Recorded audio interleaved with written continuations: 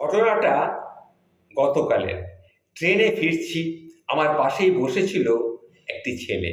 বছর ২২-২৩ হবে, বেশ হ্যান্ডসাম, হাতে মোবাইল। দেখলাম হোয়াটসঅ্যাপ অন করা আছে। হোয়াটসঅ্যাপেই মেসেজ করছিল বলে মনে হচ্ছিল। মিনিট কয়েক পরের ঘটনা, মোবাইলটা রিং হতেই ছেলেটা রিসিভ করলো। গলায় তখন অভিমানের সুর। হেডফোনটা কানে লাগাই আস্তে আস্তে সে বলতে শুরু করলো, তোমার হাগাটাই আগে হলো, আমার কোনো গুরুত্ব নেই তোমার কাছে। আমার মেসেজটা না দেখেই তুমি চলে গেলে চলে গেলে কল ঘরে। তুমি কি আমাকে এই ভালোবাসো?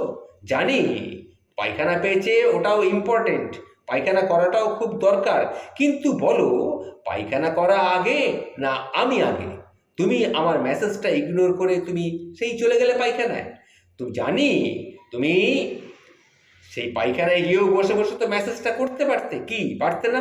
কি হলো বলো, বলো, তুমি বলো, চুপ করে আছো কেন বলো? জানি না ওপাশ থেকে মেয়েটি কি বলল।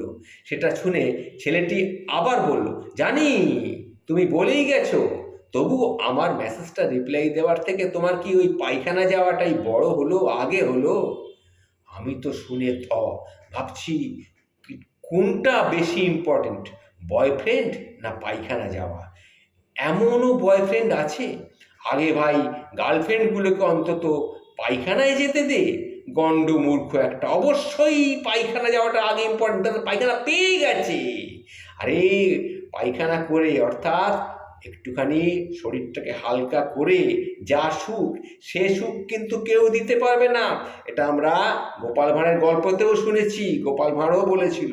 সুতরাং তার নিশ্চয়ই পায়খানাটা জোরে পেয়ে গেছে, তাই সে তাড়াতাড়ি আগে পায়খানাটা গেছে তোমার মেসেজটার উত্তর না দিয়ে। জোরে পায়খানা তো পাইনি, তাহলে কখনো বুঝতিস?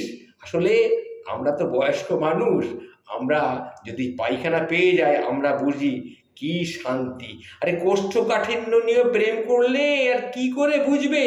তাই কোষ্ঠকাঠিন্য নিয়ে প্রেম করা কখনো উচিত নয়। আবার বলছি, শোনো ভাই বন্ধুরা, অল্প বয়স্ক ছেলেমেয়েরা যাদের কোষ্ঠকাঠিন্য আছে তারা কিন্তু প্রেম করো না, কারণ তাহলে এই অবস্থাটাই হবে। এটা একটা অত্যন্ত ধ্রুব সত্য কথা, এটা বলে রাখলাম।